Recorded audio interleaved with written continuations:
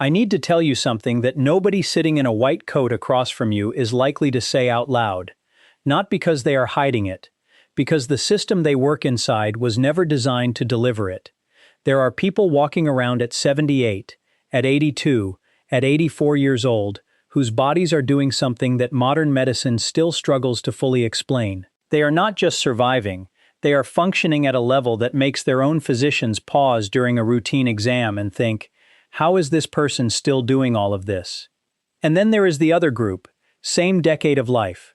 Sometimes the same diagnosis on paper. But their world has quietly narrowed in ways they did not choose and did not see coming. The walks got shorter, the decisions got handed off, the voice in the room got softer, until one day someone else was finishing their sentences for them. The difference between those two outcomes is not luck. It is not genetics alone. It is 6 specific, testable, measurable things your body is either still doing or has quietly stopped doing, and most of them were never checked at your last appointment. I am Dr. Adrian Vale, board-certified cardiologist, 32 years in clinical practice. I have examined, counseled, and followed tens of thousands of patients between the ages of 75 and 85.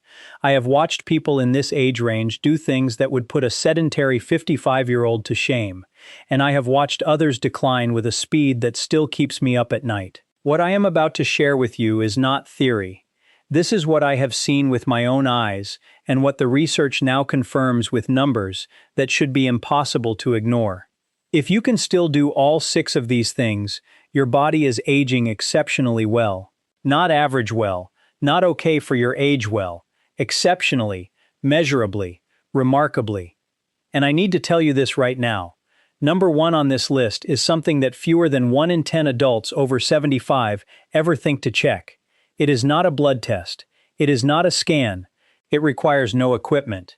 Yet research from Stanford and the National Institute on Aging suggest it may be the single most accurate window into how your body is truly aging beneath the surface. Stay until the end for that one. It is worth the entire video by itself. Right now, drop your age in the comments and tell me which of these 6 you think you can still do. I read every single comment. Every one. Let me know, and let us find out together. Let us count down from 6 to 1. Number 6. You can rise from a chair without using your hands. This sounds almost absurdly simple. It is not. It is one of the most quietly powerful assessments of biological age that exists in clinical medicine, and most people over 75 have never once been asked to perform it in a doctor's office. The sit-to-stand test, formally studied across multiple geriatric research institutions, evaluates the integrated function of your quadriceps, your core stabilizers, your hip extensors, your balance systems, and your neuromuscular coordination simultaneously. It is not testing one thing. It is testing whether your body can still orchestrate a complex multi-system movement under load, which is what every act of daily independence ultimately requires. A study published in the European Journal of Preventive Cardiology following over 2,000 adults aged 51 to 80 found that the inability to rise from the floor or a low chair without hand support was associated with a 3 to 5-fold increase in all-cause mortality over a 6-year follow-up period. People who could not stand up without assistance were dying at 3 to 5 times the rate of those who could. Think of it this way: your body is an engineering system. The ability to lift your entire body weight from a seated position using only your legs and core is not a party trick. It is a structural integrity test. When that ability disappears, it does not come back easily. And every fall, every fracture, every hospital admission that follows is downstream of that moment when the system could no longer produce enough coordinated force to get you vertical without help. Here is what this really measures. Leg strength, yes, but also fast-twitch muscle fiber preservation, proprioceptive accuracy, vestibular function, and the central nervous system's ability to sequence a movement pattern under real-time balance demands. After age 70, fast-twitch fibers decline at roughly twice the rate of slow-twitch fibers. Those are the fibers that catch you when you stumble. Those are the fibers that get you out of a chair. Self-assessment. Sit in a standard height chair, feet flat on the floor, arms crossed over your chest. Stand up completely. Sit back down. If you can do this 5 times in under 15 seconds without using your hands, your lower body functional capacity is in an exceptional range for your age. If you can do it, but it takes longer than 20 seconds, you are in a zone where targeted work can make a meaningful difference within weeks. Practical tip: the single best exercise to protect this ability is the box squat. Sit back onto a stable chair or bench, pause for 1 full second, then stand using only your legs. 10 repetitions, twice a day. Research from Tufts University found that adults over 75 performing chair-based squat variations 5 days a week improved sit-to-stand performance by 34% in just 8 weeks. Margaret, 81, retired postal worker from Richmond, Virginia, could not rise from her living room couch without pulling on the armrest. Her daughter had started positioning furniture, so there was always something to grab. Nobody had told Margaret this was a medical finding. It was treated as just what happens. I gave her the box squat protocol, 10 repetitions, twice daily, using her kitchen chair. 10 weeks later, she stood up from my exam table without thinking about it. She looked at me and said, "I did not even plan to do that." Her body had remembered what it could do once someone asked it to. Number 5. You can walk at a pace that makes conversation possible, but singing difficult. I covered walking in a previous video, but what I am testing here is different. I am not asking whether you walk. I am asking how fast you walk when you are walking with purpose. Because your walking speed after 75 is not a fitness metric. It is a survival metric. Gait speed has been called the 6th vital sign by researchers at the University of Pittsburgh.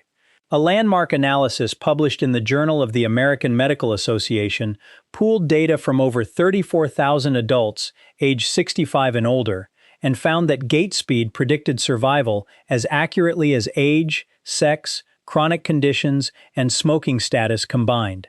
People over 75 who maintained a walking speed above 1.0 meters per second had life expectancies that consistently exceeded predicted values by years, not months. Years. Here is why. Walking is not a leg activity. Walking at a purposeful pace requires simultaneous cardiovascular output, pulmonary efficiency, neuromuscular coordination, joint integrity, balance processing, and cognitive planning. When gait speed drops, it is rarely because one system failed. It is because multiple systems have quietly degraded just enough that the whole orchestra slows down. The cardiovascular connection is direct. Reduced cardiac output means less oxygen per stride. Stiffer arteries mean higher afterload on the heart. Reduced cerebral perfusion means slower motor planning. Your walking speed is a live readout of your body's integrated performance. Self-assessment. Find a hallway or flat path with a known distance. Time yourself walking 20 feet at your normal purposeful pace. Not racing, not strolling. The pace you would use if you were slightly late meeting someone. If you cover 20 feet in under 6 seconds, your gait speed is above that 1.0 meter per second threshold. You are in an exceptional category. Practical tip: the fastest way to improve gait speed is not to practice walking faster. It is to strengthen the posterior chain, your glutes, hamstrings, and calves. These are the propulsion muscles. Standing calf raises holding a counter, 15 repetitions twice daily, can improve push-off force measurably within 6 weeks. A study from the Journal of Gerontology found posterior chain strengthening improved gait speed in adults over 75 by an average of 18%, and that improvement correlated directly with reduced fall risk.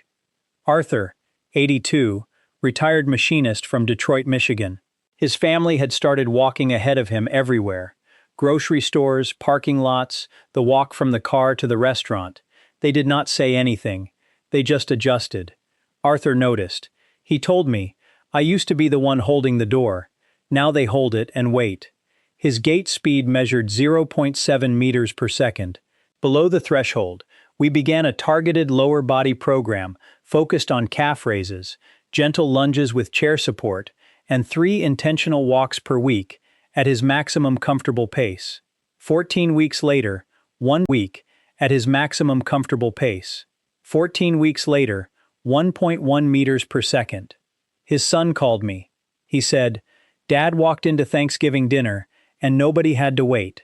That sentence carries more clinical meaning than most lab results I have ever read. Number 4. You can recall a short list of items after a 10-minute delay. Memory after 75 is one of the most anxiety-producing topics in medicine, and I want to be honest with you about why. It is because people fear it so deeply that they avoid testing it, and doctors often let them, because nobody wants to open that door in a 15-minute visit. But here is what 32 years have taught me. The difference between normal age-related memory change and early pathological decline is detectable. It is testable, and in many cases, it is intervenable, but only if someone actually looks. Normal aging produces slower retrieval speed. The information is in there. It takes longer to find it.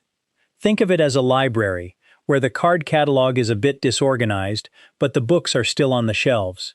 Pathological decline removes the books. The distinction matters enormously because the first responds to intervention, and the second requires early detection to slow progression. The delayed recall test is one of the most validated tools in cognitive neuroscience. A clinician gives you 3 to 5 unrelated words. You go about a conversation for 10 minutes. Then they ask you to repeat those words. Adults over 75 who can recall at least 3 of 5 words after a 10-minute delay are demonstrating intact hippocampal consolidation, the brain's ability to encode short-term experience into retrievable memory. Research from the Rush Memory and Aging Project following over 1,100 older adults found that performance on delayed recall tasks was the single strongest predictor of who would and who would not develop clinical dementia over the following 6 years. Stronger than brain volume, stronger than genetic markers, stronger than education level. Here is the cardiovascular connection that most people miss entirely. Hippocampal blood flow is among the first to decline when cardiovascular risk factors are poorly managed.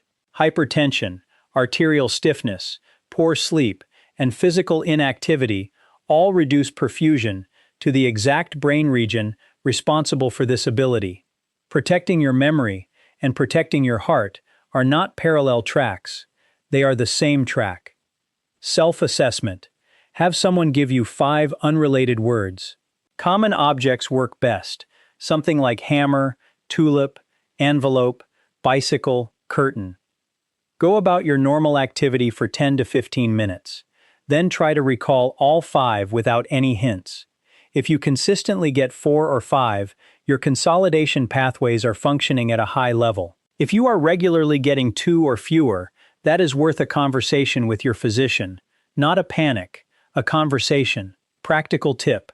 The single most evidence-supported daily behavior for protecting hippocampal function is aerobic exercise. A study from the University of British Columbia found that regular aerobic activity increased hippocampal volume by 2% in adults over 70. 2% may not sound like much until you learn that the hippocampus normally shrinks by 1 to 2% per year after 50. Exercise did not just slow the shrinkage, it reversed it. Edward, 77, retired attorney from Charleston, South Carolina, came to me concerned because he was forgetting where he parked at the grocery store and could not recall names at his law firm reunion. Standard screening showed borderline delayed recall. Not alarming, not reassuring. We began a combined protocol: 30 minutes of aerobic walking 5 days a week, structured sleep improvement, and daily novel learning. In his case, beginning conversational Spanish through an audio program during his morning walks. 9 months later, his delayed recall scores moved from borderline to solidly normal range. His wife told me something I will never forget. She said, "He started telling stories again at dinner. He had stopped, and I had not even noticed until they came back." Before I continue, if this is giving you something your last appointment did not have time to give you, subscribe right now. Share this with someone between 70 and 90 who deserves to hear it.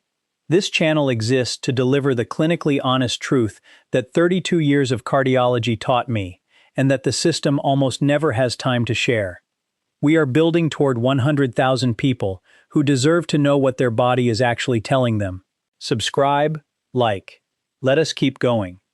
Number 3. You can balance on one foot for at least 10 seconds with your eyes open. This one shocks people. It sounds like a children's game. It is one of the most serious clinical assessments I use. Single leg stance time is a composite measure of 3 overlapping systems: your vestibular system, the inner ear architecture that tells your brain where you are in space; your proprioceptive system, the sensors in your joints and muscles that tell your brain where your limbs are without looking; and your central integrative processing, the brain's ability to take those inputs and make real-time corrections fast enough to keep you upright. After 75, all 3 of these systems are declining simultaneously. Vestibular hair cells do not regenerate. Proprioceptive receptor density decreases. And central processing speed slows, meaning the corrections your brain makes to keep you balanced take longer to arrive. When the delay between losing balance and correcting it exceeds a critical threshold, you fall. A study published in the British Journal of Sports Medicine involving over 1,700 adults aged 51 to 75 found that the inability to stand on one leg for 10 seconds was associated with an 84% higher risk of all-cause mortality over a 7-year period. 84%. From a 10-second balance test, falls are the leading cause of injury death in adults over 75 in the United States, more than car accidents, more than every other cause combined, and nearly every fall begins with a balance failure that lasted less than 1 second. The body that can hold single-leg stance for 10 seconds is a body whose safety margin against that 1-second failure is still intact. Self-assessment. Stand near a wall or counter for safety, but do not touch it. Lift one foot just off the ground, a few inches. Time yourself. If you can hold 10 seconds consistently on each side, your integrated balance system is functioning at an exceptional level. If you cannot reach 5 seconds, this is one of the most important things you can begin training immediately, because it is one of the most trainable abilities on this entire list. Practical tip: balance is not a talent. It is a skill that responds to practice with remarkable speed, even after 75. The protocol is simple. Stand on one foot while brushing your teeth. Twice a day, 2 minutes each side. A study from the Archives of Physical Medicine and Rehabilitation found that adults over 70 who practice single-leg stance daily improved their balance hold time by an average of 62% in just 6 weeks. 62%. From brushing your teeth on one foot. Gloria, 83, retired nurse from Tucson, Arizona, fell twice in 4 months, both times simply turning in her kitchen. No obstacle, no wet floor.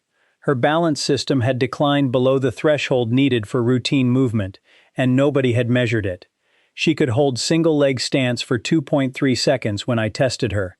We started the toothbrush protocol immediately and added tandem walking, heel to toe along her hallway, 10 steps each direction, twice daily. 8 weeks later, she held 14 seconds on her right side and 11 on her left. She told me, "I stopped being afraid of my own kitchen." That sentence should never have to be spoken by anyone, and with the right information, it does not have to be. Number 2, you can grip with enough force to open a new jar without assistance. Grip strength is the most underappreciated vital sign in all of medicine. I say that with 32 years of conviction. It is not about your hands. It has never been about your hands. Grip strength is a whole-body biomarker. It reflects total skeletal muscle mass, neurological integrity, nutritional status, hormonal function, and systemic inflammation in a single measurable number. A Lancet study following over 140,000 adults across 17 countries found that every 5-kilogram decrease in grip strength was associated with a 17% increase in cardiovascular mortality and a 16% increase in all-cause mortality. Grip strength predicted death from heart disease more accurately than systolic blood pressure. I want you to hear that again. How hard you can squeeze your hand predicted cardiac death more reliably than the blood pressure number your entire medical system is organized around. After 75, Grip strength declines at approximately 2 to 3% per year in the general population. Within a decade, that compounds into a loss that crosses the threshold of functional independence. You cannot drive if you cannot grip the wheel with confidence. You cannot cook if you cannot hold a pan steady. You cannot live alone if you cannot open your own medication bottles. The biological explanation is sarcopenia, compounded by neural drive reduction. Your motor neurons are sending weaker signals to fewer surviving muscle fibers. The muscles are smaller, and the messages reaching them are quieter. Both must be addressed. Self-assessment.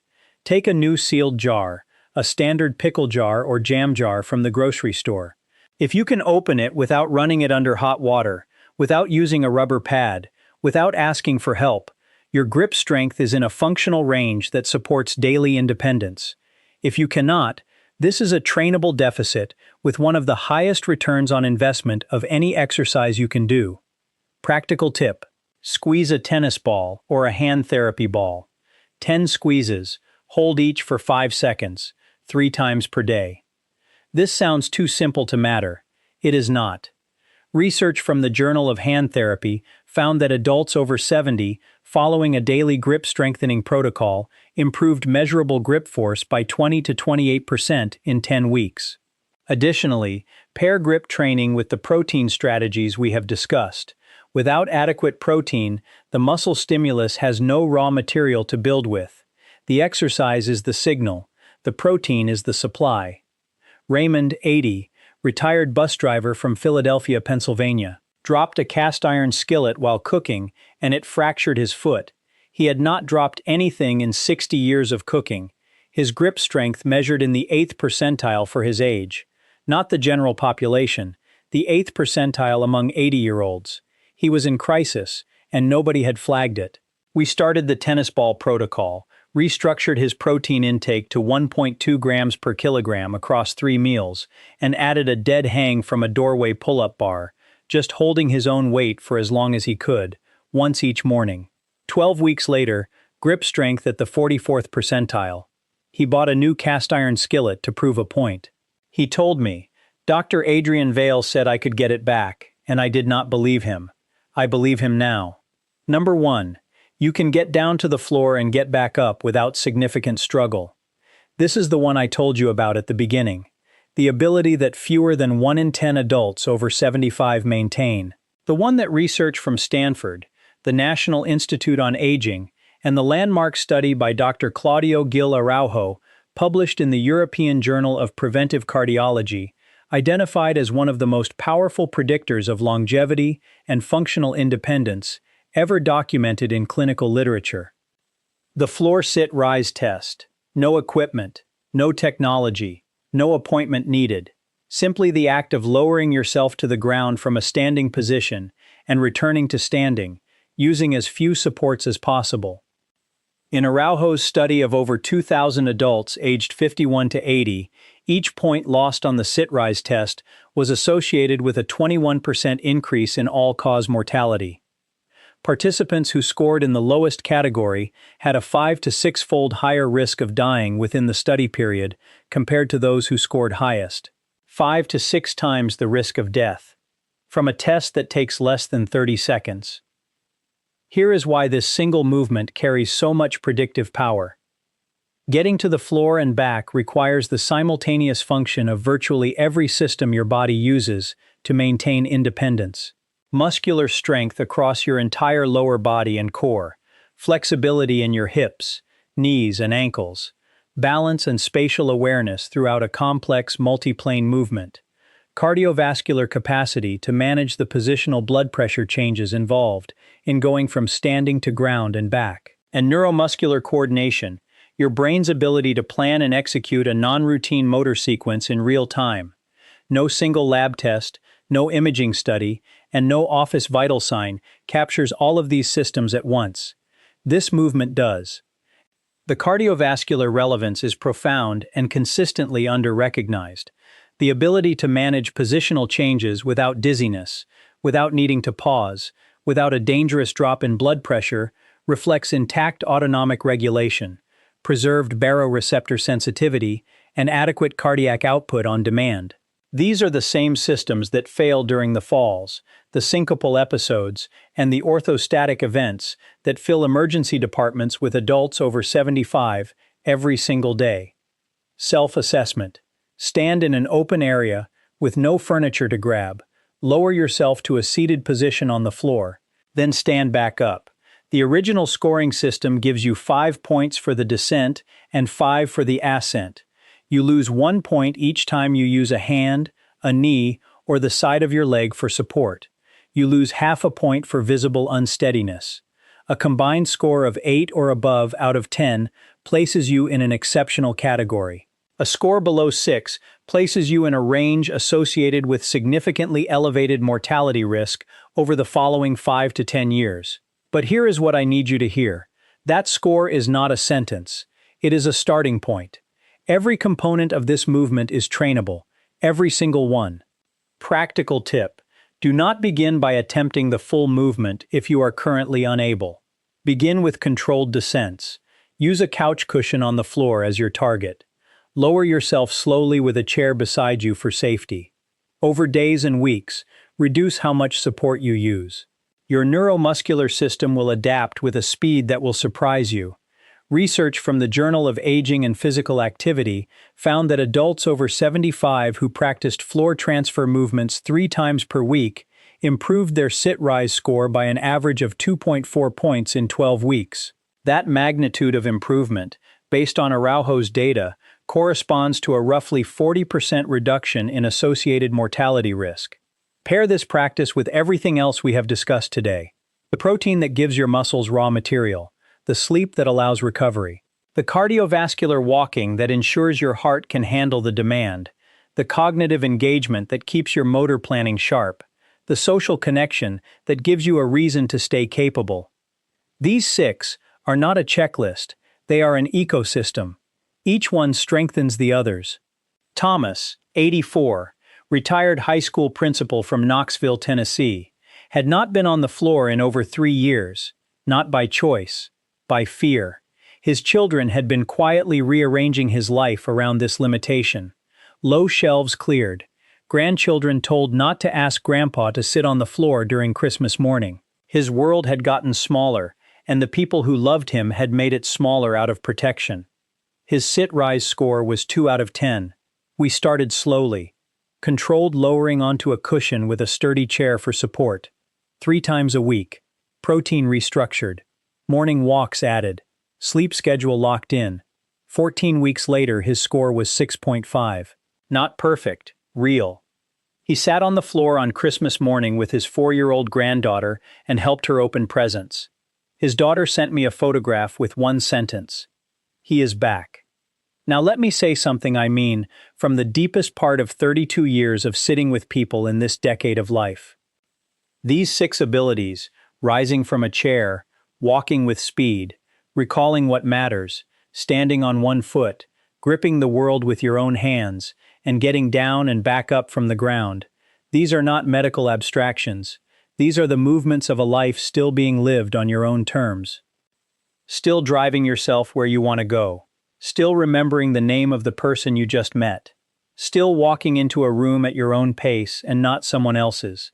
Still opening your own jars, your own doors, your own mornings. Still getting on the floor with a grandchild and getting back up with a story to tell. That is not just health. That is sovereignty. That is the version of yourself that still decides how the day goes. And I have seen it. At 78, at 82, at 85. I have watched people reclaim abilities they were told were gone. I have watched scores improve, that textbooks said would only decline. I have watched the look on someone's face when their body does something they had quietly accepted it would never do again. It is never too late. I do not say that as a platitude. I say it as a clinician who has the patient files to prove it. If you are not subscribed yet, please do that right now. Every week I bring you the research-backed, clinically honest truth that 32 years of cardiology has taught me, and that the system almost never has time to deliver. We are building toward 100,000 people who deserve to know what their bodies are actually capable of. Subscribe, like, and share this with someone between 70 and 90 who needs to hear it today. Drop your age in the comments. Tell me which of these 6 you can still do.